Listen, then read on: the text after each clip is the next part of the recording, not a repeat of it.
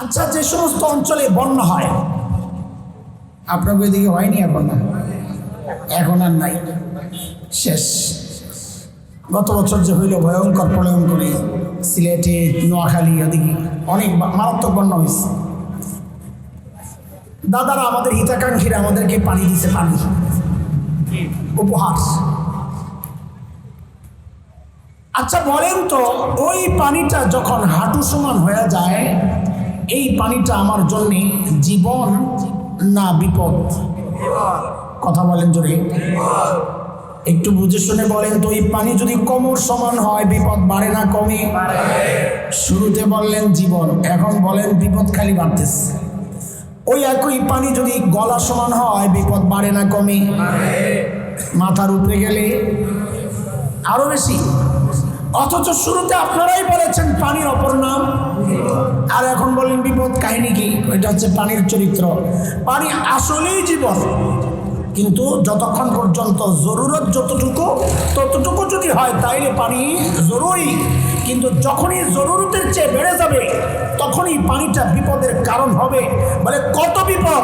বলে যত বাড়ে তত বিপদ। বুঝে আসছে কথা? ঠিক আমাদের দুনিয়ার অবস্থাও তাই। দুনিয়া অত্যন্ত জরুরি জিনিস। টাকা পয়সা না হলে আপনি খাবেন কি? টাকা পয়সা না হলে আপনি জামা বানাবেন কি দিয়া? বাড়ি বানাবেন কি দিয়া? কিন্তু যখনই দুনিয়াটা জরুরতের চেয়ে বেড়ে যাবে তখন আর এটা জরুরত থাকবে না, তখন এটা বিপদের কারণ হয়ে যাবে। বলে কত বিপদ?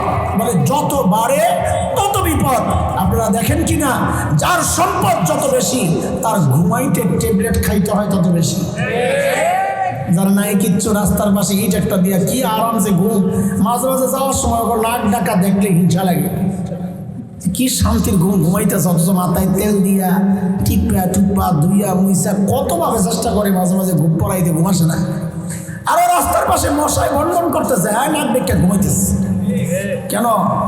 দুনিয়ার কোনো টেনশন নাই, টেনশন ফ্রি ঘুমাইতেছে। তার মানে দুনিয়া অবশ্যই জরুরি, এটা আমার প্রয়োজন, কিন্তু যখনই জরুরতের চেয়ে বেড়ে যাবে তখনই দুনিয়া আমার জন্যে বিপদের কারণ হয়ে যাবে। এই উদাহরণ কি বুঝে আসছে আপনাদের? বুঝে আসছে? তাহলে আরেকটা উদাহরণ শুনেন, সেটা আমাদের বড়দের কথা। বড়রা বলেন দুনিয়া জিফা তালিবুহা কিলাব। দুনিয়া হচ্ছে মৃত্যু জন্তুর মতো। ধরেন মরা গরু, কি বলে? আমাদের তাকান তাকান তাড়াতাড়ি। দুনিয়া হচ্ছে কার মতো? বড়রা বলেন মরা গরু হচ্ছে যার ভোক্তা হচ্ছে কুত্তা। হ্যাঁ, একটু বলেনি ওলামারা আছেন, এটাকে অনেকে হাদিস বলে চালায়া দেয়। এটা হাদিস না। হযরত মুফতি আব্দুল মালিক দামাত বারাকাতুহুল আলিয়ার একটা কিতাব আছে, পড়বেন। এসব হাদিস নয়, এই নামে বইটার নাম কি? এসব হাদিস নয়। সমাজে প্রচলিত অনেক হাদিস আছে, জাল হাদিস, বানানো হাদিস। কোনোটা ভালো কথা কিন্তু হাদিস না, ভালো কথা। এটাও এমন একটা জরুরি কথা, সুন্দর কথা, কিন্তু এটা হাদিস না। কি সেটা? দুনিয়া হচ্ছে মরা গরুর মতো, যার ভোক্তা কুত্তা। মরা গরু খায় কে? পোলাপানে একটু জোরে স্লোগানের মতো আওয়াজ ওঠাও তো, মরা গরু খায় কে? আরো জোরে। আপনার এলাকায় মরা গরু শকুনে খায় না? আরে নাই, আছে, হিরা জিজ্ঞেস করিনি তো খায় কিনা, খাইছে কিনা। শিয়ালে বুঝি খায় না, তো খালি কুত্তার দোষ যে। এটা হলো বোঝার জিনিস। কুত্তার মধ্যে এমন কিছু চরিত্র আছে যে কুত্তা আসামি হয়ে গেছে, অথচ মরা গরু শিয়ালের জন্য হালাল, কুত্তার জন্যও হালাল, আবার শকুনের জন্যও হালাল। দোষ খালি কুত্তার কেন? কুত্তার কিছু বাজে স্বভাব আছে। বড়রা বলেন ও মানুষ, ওই বাজে স্বভাবগুলো যদি তোমার মধ্যেও থাকে তো তোমার দুনিয়া ওই মরা গরুর মতো নিকৃষ্ট হয়ে যাবে। বলে কুত্তার সেই স্বভাবগুলো কি? বলে একটু বুঝে বুঝে শোনেন আর বলেন। বলেন তো একটু, মরা গরুর শকুন কখন খায়? দিনে না রাতে? জোরে কয় না? রাতে কেডারে কয়? হ্যাঁ শকুন দেখা নেই, হ্যাঁ শকুন দেখা নেই নিশ্চিত। বলেন জোরে কম, মরা গরুর শকুন কখন খায়? রাতে না দিনে? আবার কয় রাতে। জোরে কম। বুঝা গেল মরা গরুর, শকুনের মরা গরু খাওয়ার একটা টাইম টেবিল আছে। শিয়াল মরা গরু কখন খায়? রাতে না দিনে? বুঝা গেল শিয়ালের মরা গরু খাওয়ার একটা টাইম টেবিল আছে। এবার বুঝে শুনে বলেন তো কুত্তায় মরা গরু কখন খায়? আমি যেমনি বলি এমনি বলেন, যখন পায় তখন খায়। বলেন বলেন যখন পায়, আরে বলেন না, যখন পায় তখন খায়। বুঝা গেল কুত্তার মরা গরু খাওয়ার কোনো কুত্তার মরা গরু খাওয়ার কোনো বড় বড়ের মানুষ তুমি দুনিয়া কামাও, কোনো সমস্যা নাই, কিন্তু রাত নাই দিন নাই, সারা দিন শুধু দুনিয়া দুনিয়া দুনিয়া। নামাজ নাই, রোজা নাই, জিকির নাই, তিলাওয়াত নাই, মা বাবার খিদমত নাই, সন্তানের খবর নাই, সারা দিন শুধু দুনিয়া দুনিয়া দুনিয়া। তো বড় বলেন তাইলে তোমার মধ্যে আর কুত্তার মধ্যে কোনো পার্থক্য নাই। বুঝছেন নি কথা? আবার জবাব দেন, শুকুন মরা গরুর হাড্ডি খায় না, গোস্ত খায়। কথা কন, গোস্ত খাওয়ার জিনিস গোস্তই তো খাইব, ঠিকই তো আছে। শিয়ালও মরা গরু গোস্তই খায়, কবরস্থানের পাশে দেখবেন হাড্ডি করে রয়েছে। এইবার বুঝে শুনে বলেন তো কুত্তায় কি খায়? গোস্ত খায় না হাড্ডি খায়? হ্যাঁ, সব খায়। কি বুঝলাম? কুত্তার স্বভাব হইল যেটা গোস্ত খাওয়ার জিনিস ওইটাও খায়, যেটা খাওয়ার জিনিস না হাড্ডি ওইটাও খায়। ঠিক নি কথা? বড় বড়ের মানুষ, আল্লাহ তোমাকে মাল দিছেন, সম্পদ দিছেন দুই রকম, একটা হালাল আর একটা হারাম। হালাল তো খাওয়া যায়, হারাম তো খাওয়া যায় না। তুমি যদি হালালও খাও হারামও খাও, যেটা খাওয়া যায় ওইটাও খাও, যেটা খাওয়া যায় না ওইটাও যদি খাও, তাইলে বোঝা গেল তোমার মধ্যে আর কুত্তার মধ্যে কোনো পার্থক্য নাই। কথা ঠিক? ওটা কুত্তা, ঠিক কইছেন। যেটা হারাম খায় ওটা কি? আর কুত্তার চেয়েও খারাপ। কুত্তার তো জাহান্নাম নাই, ওর তো জাহান্নাম আছে। আচ্ছা বলেন তো এবার আমি আপনাকে কই, এটা শকুন দেখবেন মরা গরুর খবর পাইলে আসমানের উপর খালি চক্কর মারে। দেখছেন কেন? কেন দোস্ত বন্ধু আপনজন সবাইরে দাওয়াত দেয়, আয় আয় আয় খাওয়ান পাইছি। হ্যাঁ, ওই যে শাহবাগে মিছিল জমায় বিরিয়ানি দিয়া, শকুনও মিছিল করে, কয় নিচে মরা গরুর বিরিয়ানি আছে, তোরা আয় বস। তার মানে শকুন মরা গরু পাইলে একা খায় না, এটা শকুনের একটা স্বভাব। শিয়ালের কি খবর? মরা গরুর খবর পাইলে শিয়াল মাগরিবের পর থেকে ডাকা শুরু করে, হুক্কা হু হুক্কা হু, কে কোথায় আছো জলদি আও। কুত্তার খবর কি? কুত্তার চেয়ে 20 গুণ বড় মরা গরু। কুত্তা জানে লেজটা খাইলেও পেটটা ভরে যাবে, কিন্তু কুত্তার স্বভাব হইল খাবে খাবে আর ডাইনে বামে তাকাবে। কথা কয় না? যেই দেখবে আরেকটা কুত্তা আসতেছে দূরে, কুত্তার স্বভাব হইল খাওয়া রাই খেয়ে দিবে, এটা দৌড়ানি ইয়াদ করে। কথা কন, কথা বলে। বড় বলের মানুষ, আল্লাহ তোমারে মাল দিয়েছেন, কিন্তু দুনিয়ায় এমন অনেক মানুষ আছে আপনজন আপনজন একা একা সব খাইতে চায়, কাউরে ভাগ দিতে চায় না। বাবা ইন্তেকাল করেছেন, বড় ভাইয়ের কাছে বাবার রেখে যাওয়া সম্পদ, বোন আসছেও, ভাই আমার অংশটা আমারে বুঝাইয়া দে। এমন জালেম বড় ভাই এই সমাজে আছে, বোনরে দেয় দৌড়ানি। কথা বলে না? আপনার ওই জিয়ের আওয়াজে বোঝা যায় এই জায়গায় আসামি আছে কিছু। ফুফুরা আসলে ফুফুরে দেয় দৌড়ানি। যে বুড়ি এতদিন পরে আইসো, জিজ্ঞেস করি তোমার ফুফু কেমন? ভালোই আছিল, আব্বাই মরার পর খারাপ হয়ে গেছে। কি লেগে? বাগসায় বাগসায় গাদা জালিম হের বাঘ হয়নি, খারাপ হইল কেমনি? খারাপ তো তুই না দিয়ে হারাম খাই দিছিস। আরে কথা বলে, যারা আপনজনের হক দেয় না, খোদার কসম তার সাথে আর কুত্তার সাথে কোনো পার্থক্য নাই। কি বোঝা গেল? দুনিয়া আমার শত্রু না, কিন্তু আমি নিজে শত্রু বানাই কখন? যখন দুনিয়া কামাইতে যাই আমি আমার আখিরাত বরবাদ করি, তখন বুঝতে হবে ওই দুনিয়া আমার শত্রু। বলেন তো আমাদের শত্রু কয়টা? একটারে তাড়াতাড়ি শেষ করছি, কারণ এই জায়গায় আমার আলোচনা মূল পয়েন্ট নাই জন্যে, তাও আপনারা মুখস্থ রাখেন। বলেন শব্দের নাম কি? অক্ষর কয়টা? প্রথম অক্ষর দাল মানি, 2 নাম্বার শিন মানি। আসল রাইস। শয়তান আমাদের শত্রু কথাকার। আচ্ছা মাঝখানে একটা কথা বলে নি, আপনারা ভয় পাইয়েন না। আমি কোনো কথাই কোরআনের দলিল ছাড়া বলবো না ইনশাআল্লাহ। এই জন্য আপনাদেরকে যদি জিজ্ঞেস করি কথাকার, সাথে সাথেই বলবেন আল্লাহ। মনে থাকবে ইনশাআল্লাহ? বলে মনে থাকবে ইনশাআল্লাহ? কেন আমি কোরআন দিয়ে কথা সাজাবো? কেন? ইচ্ছা করি সাজাবো। এই জন্যে আপনাদের যে এলাকা কিছু কথা অনেকের পছন্দ নাও হইতে পারে। তো ভাই কথা তো আমার না, কথা তো কোরআনের। তোমার কিছু বলার থাকলে কোরআন যিনি পাঠাইছেন তুমি সেই আল্লাহর সাথে বোঝাপড়া করো। আমি তো ডাকপিয়ন, কথা বলেন। আপনার এলাকায় ডাকপিয়ন চিনেন? চিঠি পৌঁছায় যে আপনার এলাকার ডাকপিয়নরে কেউ যদি চিঠির ভাষা পছন্দ না হয় ডাকপিয়ন পিটায়? ডাকপিয়নরে বকে?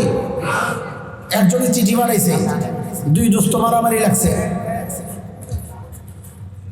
আচ্ছা এত লাগালাগি করে বসার দরকার নাই, আইলে মানুষ ঢুকবো। গরমে দিয়া যেমনি আছেন বলে থাক, এত লাগিয়ে বইলে গরম লাগবো। আর একটু ফাঁক থাকলেও তো দেখা যায় বেটা মানুষ বেশি, কিন্তু চাপাস কেন? কেউ ঠিক না কথা তো করতো বেলা চাপাইছে না, আরো ভাগ হয়ে পুরা মজবা ভরা মাশাআল্লাহ, লক্ষ লক্ষ মানুষ। আল্লাহ কবুল করেন। ইসলামের সংখ্যার কোনো মূল্য নাই, এটা মাথায় রাখা লাগবে। ইসলামে সংখ্যার কোনো, ইসলামে কিসের মূল্য? কোয়ালিটির মূল্য। কোয়ালিটি। কার আমল কত সুন্দর কোরআনে আসছে সূরা মুলকের 2 নম্বর আয়াত। আল্লাহ বলেছেন আমি দেখতে চাই কার আমল কত সুন্দর, কার আমল কত বেশি। এটা আল্লাহ বলেন নাই। এই জন্য ইসলামের সংখ্যা বেশি, এটার কোনো মূল্য নাই। আল্লাহু আকবার। তো যদি কারো খারাপ লাগে আমি বলি কি, আপনি কোরআন পড়েন, আমি ঠিকানা দিয়ে দিব কোরআনের কোথায় কি আছে, আপনি দেখে যদি মনে হয় আপনার কাছে যেন হুজুর যা বলছে না নাই কোরআনে, তা আপনি এসে আমাদের ধরবেন। আমি পুরা কোনো পাবলিক না, আমার একটা পরিচয় আছে, আমাকে ধরবেন। আর যদি আপনার মনে হয় যে না কোরআনে আছে, তা আপনি পেছনের ওই পাপগুলোর বিষয়ে তওবা করে আল্লাহর কাছে মাফ চেয়ে নিজের অতীতের গুনাহগুলো মাফ করাইয়া নিয়ে। ঠিক আছে কথাবার্তা? আমাকে কিছু বলার দরকার নাই, আমি তো আমার মালিকের কথাগুলো আপনাকে শোনাইতেছি। শয়তান আমাদের শত্রু, কথাকার। আল্লাহ বলেছেন অসংখ্য জায়গায়, আমি একটা জায়গার ঠিকানা দিয়ে দিই, আপনারা দেখে নিন। সূরা ফাতির 22 নম্বর পারা আয়াত নম্বর 6।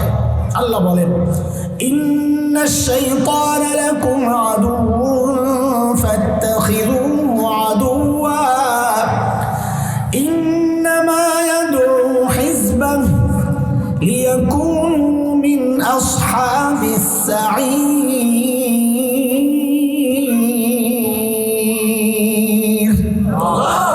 আল্লাহ বলেন নিশ্চয়ই শয়তান তোমাদের শত্রু, কাজেই আমি শত্রু বানালাম, তুমি কিন্তু বন্ধু বানাইও না, তুমিও তাকে শত্রু হিসাবে গ্রহণ করবা। আর না হয় সে তোমাকে আহ্বান করে জাহান্নামের দিকে নিয়ে যাবে। নাউযুবিল্লাহ। তাহলে শত্রু মোকাবেলা করা লাগবে কি লাগবে না? বলেন কে কে মোকাবেলা করতে চান দেখি? আমিও চাই ইনশাআল্লাহ। ফাড়াইলো মাস্কা যা করে আল্লাহ শয়তান রে হাত নামান।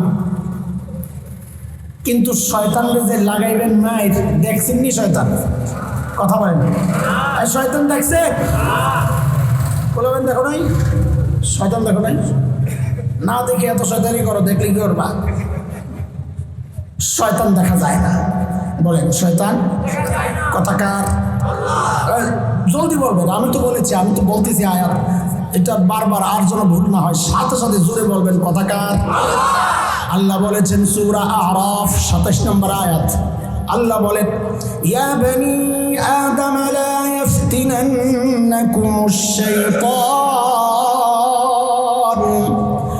কামা আখরাজা আবাওয়াইকুম মিনাল জান্নাহ ইয়ানজি'ু আনহুমা লিবাসাহুমা লিয়ুরিয়াহুমা সাওআতিহিমা ইন্নাহু ইয়ারাকুম হুয়া ওয়া কাবিলুহু মিন হাইসু লা তারাউনাহুম ইন্না জাআলনাশ শায়াতিনা আউলিয়া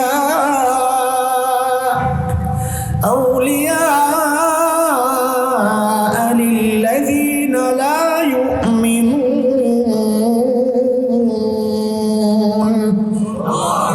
বড় আয়াত, ছোট্ট একটা জায়গায় আল্লাহ বলেছেন ইন্নাহু ইয়ারাকুম হুয়া ওয়া কাবিলুহু মিন হাইসু লা তারাউনাহু। নিশ্চয়ই শয়তান এবং তার সাঙ্গপাঙ্গরা তোমাদেরকে এমন ভাবে দেখে তোমরা কিন্তু শয়তানকে দেখো না, কাজেই শয়তান দেখা যায় না, এই কথাটা কার? খুব মনোযোগ লাগবে, এখানে একটু তাফসীরের ব্যাপার আছে তো একটু মনোযোগ লাগবে। শয়তানকে দেখা যায় না, এটার মানে কি? আরবিতে দেখার আরবি হচ্ছে রুইয়া। বলেন তো আমার সাথে, দেখার আরবি কি? রুইয়া দুই প্রকার, দেখা দুই প্রকার। একটাকে বলে রুইয়া বিল বসর, চোখ দিয়ে দেখা। আরেকটা হচ্ছে রুইয়া বিল কলব, অন্তর দিয়ে দেখা। অন্তর দিয়ে দেখা মানে বুঝা, চেনা। তাহলে শয়তানকে আমরা দেখি না, এরও দুই অর্থ।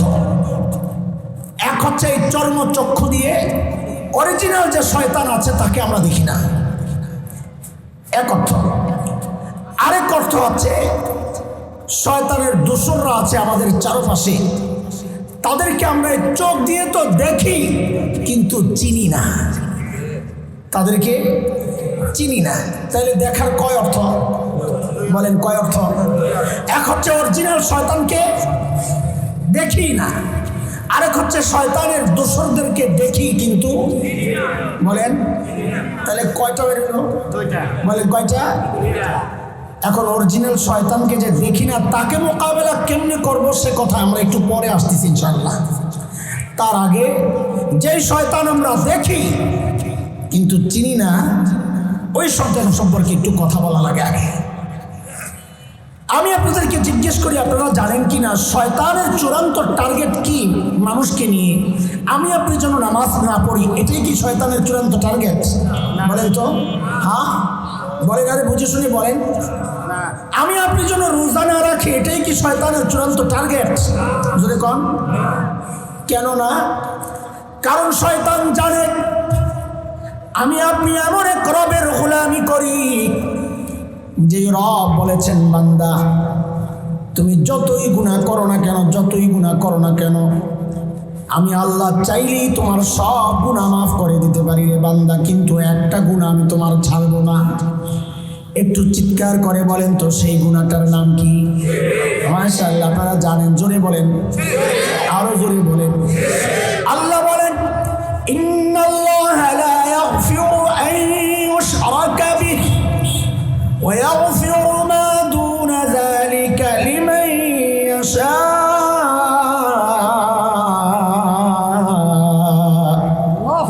ওয়া মান ইউশরিক বিল্লাহ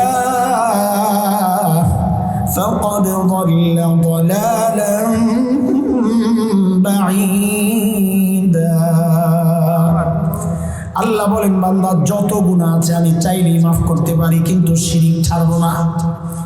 ও দোস্ত, এই জন্য শয়তানের চূড়ান্ত টার্গেট আমি আপনি যেন নামাজ না পড়ি, এটা শয়তানের চূড়ান্ত টার্গেট না। শয়তানের টার্গেট হচ্ছে আমি আপনি যেন শিরিক করি, কারণ শয়তান জানে শিরিক করলে আমি জান্নাতে যেতে পারবো না। এই জন্য শয়তান বড় ভয়ঙ্কর বাটপার। বাটপাররা কোনোদিন মানুষকে এক পদ্ধতিতে ধোঁকা দেয় না, শয়তানও মানুষকে এক পদ্ধতিতে ধোঁকা দেবে না। এটা কোরআনের কথা। কার কথা? কার কথা? আল্লাহ বলেছেন সূরা আরাফ 17 নম্বর আয়াত, কত নম্বর?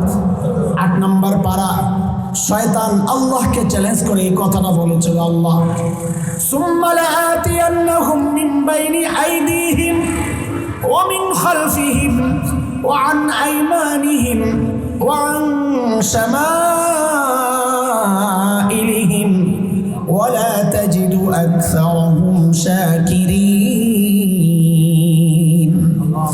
আল্লাহ আমি আপনার বান্দাকে সামনে দিয়ে, পিছন দিয়ে, ডান দিয়ে, বাম দিয়ে, চারদিক থেকে হামলা করব। মুফাসসিরিনে কিরাম বলেন এর একটা অর্থ এটাও হইতে পারে যে শয়তান কোনোদিন মানুষকে ধোঁকা দেওয়ার ক্ষেত্রে পদ্ধতি একটা গ্রহণ করবে না, নানান পদ্ধতিতে শয়তান তার টার্গেট বাস্তবায়ন করবে। শয়তানের চূড়ান্ত টার্গেট হচ্ছে আমাকে মুশরিক বানানো। আপনি কি মনে করতেছেন হিন্দুস্তানের হিন্দুদেরকে বা বাংলাদেশের মুশরিকদেরকে শয়তান শিরিক করায়, মূর্তি পূজা করায়া, আপনি কি মনে করতেছেন আমি মুসলমান, আমাকে আপনাকেও শয়তান শিরিক করাবে মূর্তি পূজা করায়া? শয়তানে তো বোকা। আপনার যদি কয় মূর্তি পূজা করতে করবেন, যদি বল হ্যাঁ শয়তানকে তুই করবি না।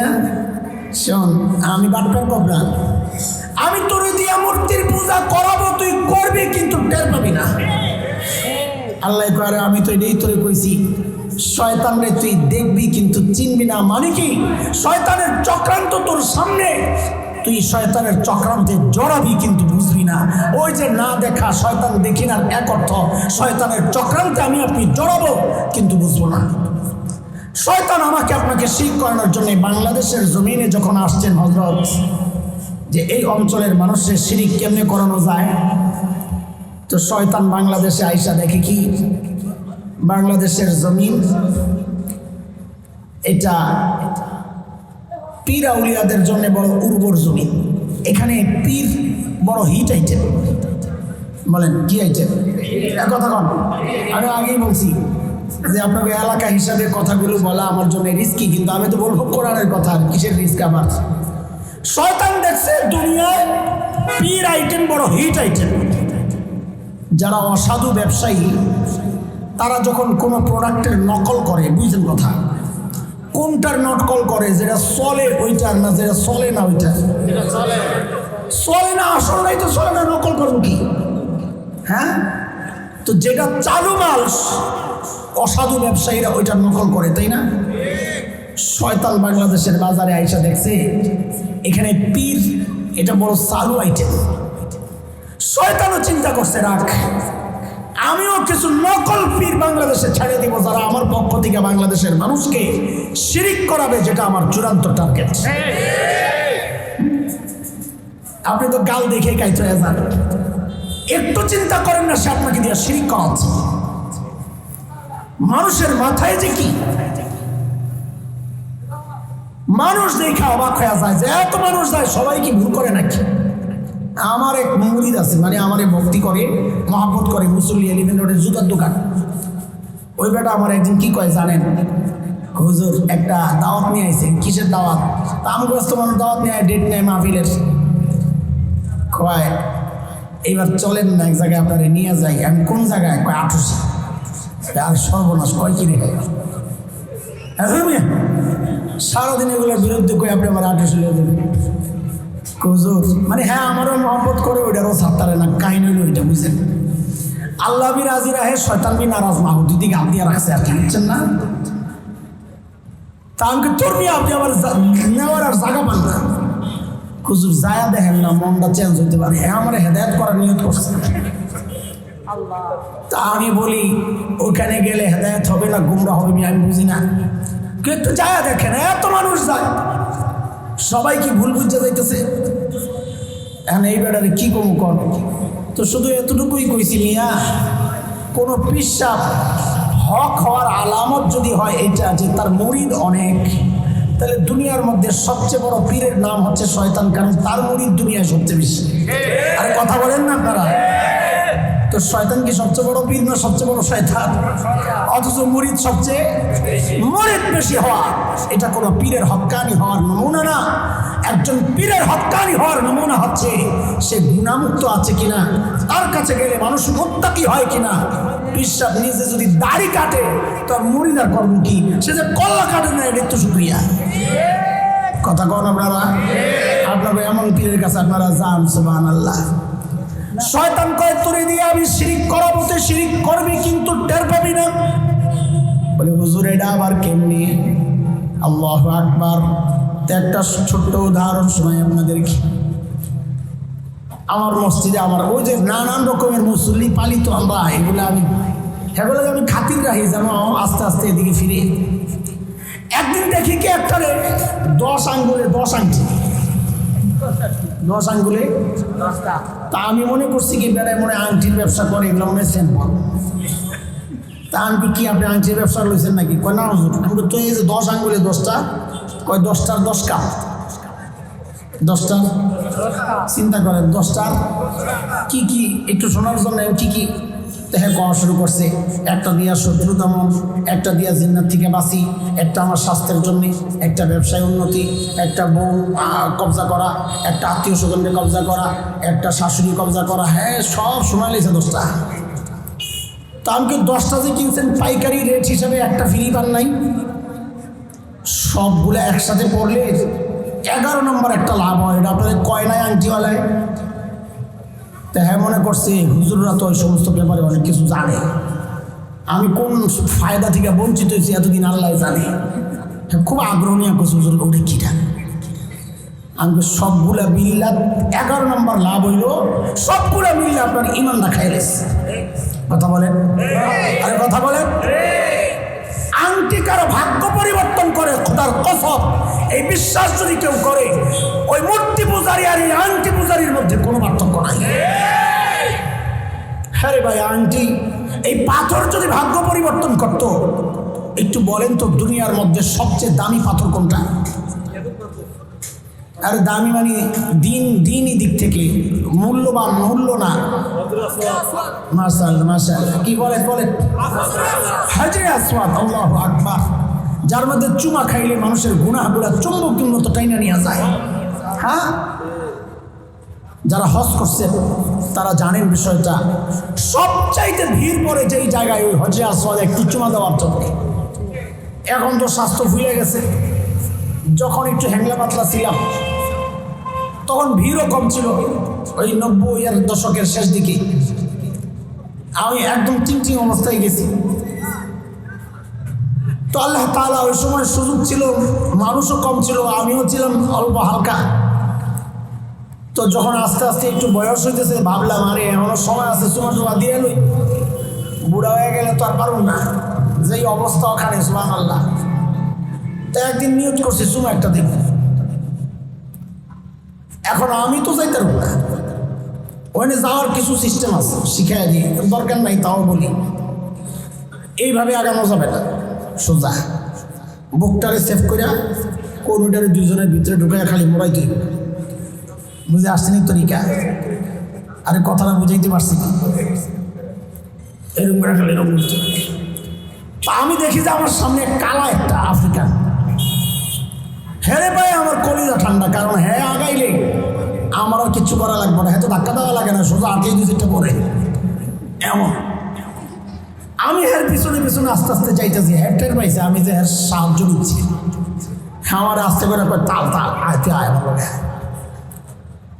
কাছাকাছি যাই। আমি চিন্তা করলাম হ্যাঁ চুমা দিয়া সরলে এই পানির মধ্যে আঙ্গুলটা ঢুকাইলে পানিটা ফাঁক হয়েছে না, কিন্তু আঙ্গুলটা উঠাইলে ফাঁক থাকবো না, আবার পানি মিশা দেব। আমি চিন্তা করতেছি হ্যাঁ যদি সরে যায় ফাঁক তো একটা হবে, কিন্তু সরে যাওয়ার সাথে সাথে ফাঁক তো আবার বন্ধ হয়ে যাবে, আমার তো আর ঢুকা সম্ভব না। তো হ্যাঁ সামনে থাকতে থাকতেই কামড়া সারা যায় কিনা আমি এই ফিকির করতেছি। একদম কাছাকাছি যাই আমার আসতে হ্যাঁ কোন নিচে দিয়ে মাথাটা ঢুকাইতেছি আস্তে আস্তে, যে হ্যাঁ আগে দিয়ে ঢুকা যায় কিনা। হ্যাঁ বুঝছে, আরে গাদায় তো গোড়া ডিঙ্গায় ঘাস খাইতে যায়। আফ্রিকান মানুষ তো একটু মাথা মোড়া গেছে চিত্তা, এক ঝাড়া মারছে আমার। হ্যাঁ তো ঝাড়া মারা লাগে না, এত হাত একটু সরাইলেই আমি পড়ে যাই। হ্যাঁ ঝাড়ার লগে আমি গেছি 2-3 জনের পিছনে, ঠেলার লগে যাইতেছি, এটা অটো সিস্টেমে খালি ঠেলার চলতেছে। একটা পর্যায়ে যাই আপনি অবাক হবেন, হারে কি যে একটা ভিড় পড়ে ওখানে। একটা পর্যায়ে যাই আমি এমন এক মুসিবতে বসি, 2 হাত গেছে 2 দিকে। আর খালি আল্লাহরে বলতেছি, আল্লাহ আমার কোনো রকম এখান থেকে বাঁচায় দাও। আমার সমাজ জীবনে যা দিছি আলহামদুলিল্লাহ, আল্লাহ গোনা খালি নিজের টানতেছি। টানতে টানতে নিজের বাইর করে হাফাইতেছিলাম। সোজা রুমে চলে গেছি, হোটেলে যাইয়া শুয়া থাকবো, এমন চাপ খাইছি। হোটেলে যাইয়া উঠছি হাফাইতে হাফাইতে। তো রুমের অন্যান্য সঙ্গীরা হোটেলেই ছিল। তো যাওয়ার পর আমার দেখে সবাই হাসতাছে, কেমনটা লাগে মেজাজটা তখন তো দেখি। আমি তো চাইতেছি আমি ঢুকার সাথে সাথে আমার জুস বের করে দিবে, ধরবে, হুজুর কি হয়েছে কি সমস্যা। এরা সব হাসতেছে, দিছি ধমক, হয় না আসেন কেন? হাসবো না, আপনি ডিজাইন করা জামা কই পাইছেন? কি ডিজাইন করা জামা? তাকায় দেখি হায় খোদা জামার হাতা তো একটা নাই। ওই যে চাপ খায়া যে টানছি না, ছিঁড়া কোন সময় সুতি জামা ছিল, ছিঁড়া যে হাতা গেছে খবর নাই। এ দোস্ত কথাগুলো হাসানোর জন্য বলছি না, এক বাস্তবতা আপনার সামনে পেশ করছি। এমন মুবারক পাথর যাকে চুমা দেওয়ার জন্য মানুষ এতটা অস্থির, সেই পাথর হযরত ইব্রাহিম আলাইহিস সালামের কাছে ছিল কি ছিল না? হযরত ইব্রাহিমের বাচ্চা হয় না, তিনি পারতেন না ওই পাথরের একটা টুকরা দিয়ে তাবিজ বানাইতে। তিনি পারতেন না ওই পাথরের একটা টুকরা দিয়ে আংটি বানাইতে। করছিলেন? কথা বলেন, করছিলেন? কেন করেন নাই? হযরত ওমরের বক্তব্যটা শুনলে বুঝবেন কেন করেন নাই। হযরত ওমর, সাইয়েদনা ওমর তওয়াফ করতে করতেই তো চুমা দিতে হয় এক চক্করের মধ্যে। চুমা দিতে যাইয়াই হযরত ওমর থমকে দাঁড়াইছেন। দাঁড়ায় হাজরে আসওয়াদকে উদ্দেশ্য করে বলতেছে, আয় হাজরে আসওয়াদ, ইন্নাকাল হাজার লা তাদুররু ওয়া লা তানফা। এরে হাজরে আসওয়াদ, তুই কেবল একটা পাথর, আমার কোনো উপকার করার ক্ষমতাও তোর নাই, ক্ষতি করার ক্ষমতাও তোর নাই। তাহলে ওমর চুমা দেন কেন? প্রশ্ন আসতে পারে। হযরত ওমর নিজেই প্রশ্নের জবাব দিচ্ছেন, চুমা কেন দিচ্ছি? আমি দেখেছি নবী আলাইহিস সালাম তোকে চুমা দিছে, এই জন্য আমি তোর চুমা দিচ্ছি। হাজরে আসওয়াদের যদি বাচ্চা দেওয়ার ক্ষমতা না থাকে, তা আপনাকে এই সমস্ত ভণ্ডরা যারা আপনাকে একটা পাথর ধরাইয়া দিতেছে আংটির মধ্যে, আপনি কিভাবে বিশ্বাস করেন এই আংটি আপনার ভাগ্য পরিবর্তন করতে পারে? শয়তান চাইছে আপনাকে শিরিক করাইতে, মূর্তি পূজা তো করাইতে পারবে না, তাই শয়তান নতুন বুদ্ধি বের করছে, তোরে দিয়ে আমি মূর্তি পূজা করাবো, পাথর পূজা করাবো, তুই করবি কিন্তু টের পাবি না। বুঝে আসছে কথা? এমন হাজারো উদাহরণ আমার সামনে, ওলামাদের সামনে দিতে গেলে সময় লাগবে। যে মূল উদ্দেশ্যে আজকে এই কথাটা শুরু করছি সেটা বলা হবে না। আজকে এপ্রিলের কয় তারিখ? কথা কও। কালকে, পরশু। বৈশাখের কয় তারিখ? 14 এপ্রিল। বৈশাখের কয় তারিখ? বলাবেন তোরা ভাবলিস না যে আমরা কিচ্ছু জানি না। জোরে কম। পয়লা বৈশাখ কবে রে? পরশু। কথা বলে না। কবে? মাঝখানে একদিন আছে, 2 দিন না, মাঝখানে।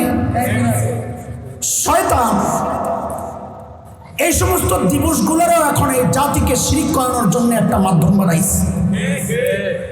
খুব খেয়াল করে এই কথাগুলো যখন আমরা বলি, একটা অংশ দেশের আমাদেরকে পাকিস্তানপন্থী বানায় দেয়, যারা এদের মধ্যে দেশপ্রেম নাই, বাঙালির চেতনা এরা লালন করে না, এমন একটা আওয়াজ উঠাইতে চায়।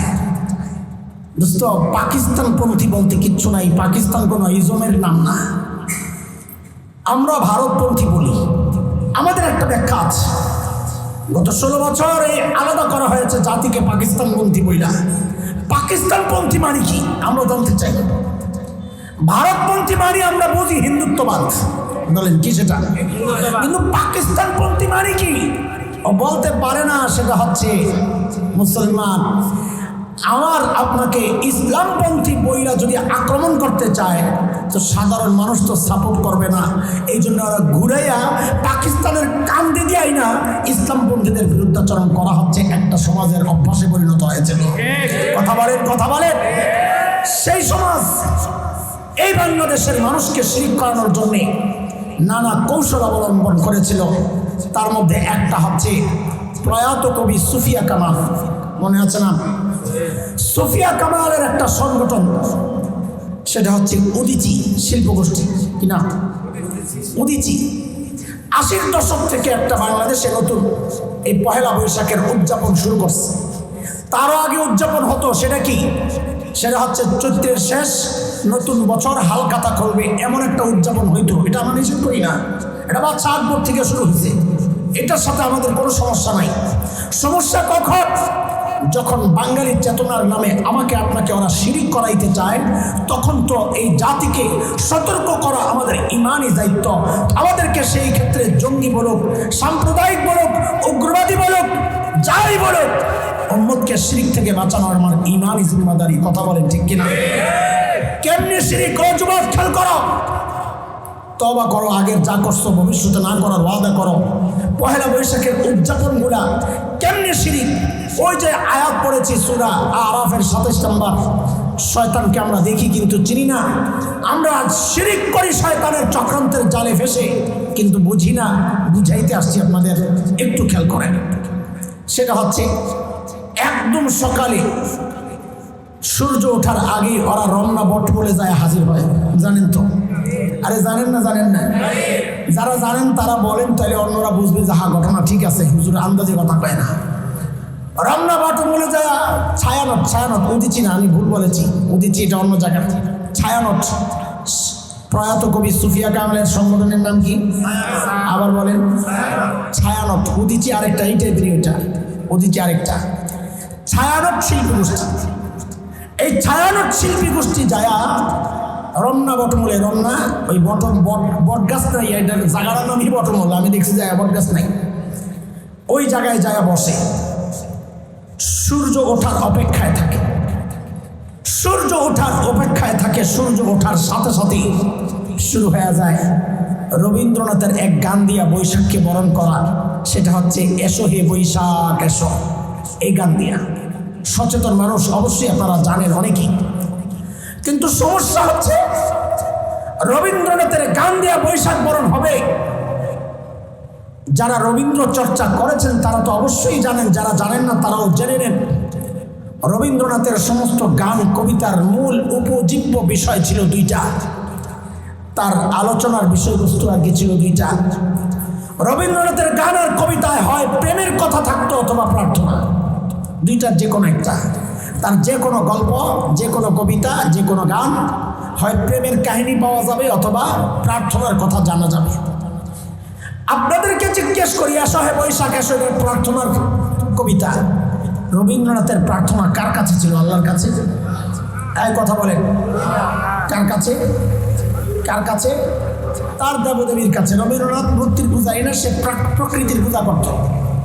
সে বৈশাখের পূজা করে, সে বাতাসের পূজা করে, সে আকাশের পূজা করত, সে গাছগাছালির পূজা করত, সূর্যের পূজা, এগুলো ছিল তার পূজার বিষয়। এই গানের একটা কলি দিয়ে আপনাদেরকে বুঝাই, এই গান যে শিরকে ভরপুর, অথচ আমরা বাঙালি চেতনার নামে সেই শিরকের কথাগুলো সেখানে উচ্চারণ করছি। মুসলমান শিরিক তো করতেছি, কিন্তু ওই যে বুঝতেছি না, এটাই আল্লাহ বলেছেন শয়তান তুমি দেখবা কিন্তু চিনবা না, বুঝবা না। সেই গানের একটা কলি খালি বুঝেন, সেটা হচ্ছে বৈশাখকে আহ্বান করছে, করে করে কি বলতেছে? অগ্নিস্থানে, একটা লাইন বলি খালি, অগ্নিস্থানে সূচি হোক ধরা। ওই গানের অংশ যারা জানে তারা তো জানে, অগ্নিস্থানে সূচি হোক ধরা। এই এই এই বাক্যটার ব্যাখ্যাটা বলেন তো। অগ্নি মানে কি? স্নান মানে গোসল, গোসল স্নান মানে, তাহলে অগ্নি স্নান আগুন দিয়া গোসল, একটু বুঝেন। সূচি মানে পবিত্র, সূচি মানে কি? পবিত্র। ধরা পৃথিবী হোক হোক, তার মানে কি? বৈশাখকে আহ্বান করছে, ও বৈশাখ আসো, আগুন দিয়ে পোড়ায় ধরাকে তুমি পবিত্র করো। নাউজুবিল্লাহ পড়ে। কেন? আগুন দিয়ে পোড়ায় পবিত্র করাই বিশ্বাস হচ্ছে হিন্দুদের, এই বিশ্বাস মুসলমানের না। মুসলমান বিশ্বাস করে মানুষ পবিত্র হবে ওযুর মাধ্যমে, মানুষ পবিত্র হবে গোসলের মাধ্যমে, মানুষ পবিত্র হবে তায়াম্মুমের মাধ্যমে, মানুষের গুনাহ থেকে সে পবিত্র হবে তওবা ইস্তিগফারের মাধ্যমে। আগুন দিয়ে পবিত্র হয় হিন্দুরা, এই জন্যে ওদের মৃত্যু ব্যক্তিকে আগুন দিয়ে জ্বালায় ওরা পবিত্র করে, ওরা আগুনকে সাক্ষী বানায় ওদের বিয়ে শাদীর অনুষ্ঠান করে, কারণ আগুনকে তারা পবিত্র মনে করে। ও মুসলমান, বৈশাখী উদযাপনের নামে শয়তান আমাকে আপনাকে যে শিরিক করাচ্ছে, আমরা শিরিক তো করছি বাঙালি চেতনার নামে, শিরিক তো করছি কিন্তু বুঝতে পারছি না। আল্লাহ ওইটাই বলেছেন, ইন্নাহু ইয়ারাকুম হুয়া ওয়া কাবিলুহু মিন হাইসু লা তারাউনাহুম। শয়তান তোমাদেরকে দিয়া এমন ভাবে শিরিক করাবে, তোমরা শিরিক তো করবা কিন্তু টের পাবে না। কথা কি বুঝতেছেন? এই গানের প্রোগ্রাম শেষ করে ওরা চলে আসে চারুকলা ইনস্টিটিউট আছে একটা, শাহবাগের যে জাদুঘর আছে না, জাদুঘরের পাশে একটা এই ঢাকা ইউনিভার্সিটির একটা বিভাগ আছে চারুকলা ইনস্টিটিউট। কি এই চারুকলা ইনস্টিটিউটের ছাত্রছাত্রীদের পক্ষ থেকে, ওই ইনস্টিটিউটের পক্ষ থেকে একটা মিছিল বের হয় সকালবেলা। সেই মিছিলের নাম বলেন তো একজন? কি শোভাযাত্রা? মঙ্গল শোভাযাত্রা। সবাই আপনারা সচেতন শ্রোতা, মাশাআল্লাহ। আমি আবার জিজ্ঞেস করি, মিছিলটার নাম কি বলেন? হ্যাঁ যুবকরা কথা কও, বলো যুবকরা কথা কও, মিছিলের নাম কি? হ্যাঁ মিছিলের নাম কি? মঙ্গল শোভাযাত্রা, ঠিক না? মঙ্গল তো মঙ্গল, শোভাযাত্রা মানে মিছিল, মানে মিছিলটা হচ্ছে মঙ্গলের মিছিল, এই তো নাকি? কিন্তু আমাদের প্রশ্ন হচ্ছে এই মিছিল মঙ্গলের হওয়ার কারণ কি? কেন এই মিছিলটা মঙ্গলের হবে? সেই প্রশ্ন করতে যায়া ওই যে বলে না কেঁচু খুঁড়তে যায় আর সাপ বের হয়, আমরাও দেখছি এখানে ওই কাহিনী। কি কাহিনী সেটা আপনারা দেখে থাকবেন। সেই মঙ্গল শোভাযাত্রার মিছিল, ওই মিছিলের মধ্যে আপনারা লক্ষ্য করেছেন কিনা, মিছিলের শুরুতেই বড় পেঁচা, কি বড় বাঘ বল্লুক, হ্যাঁ এগুলো দেখছেন আপনারা?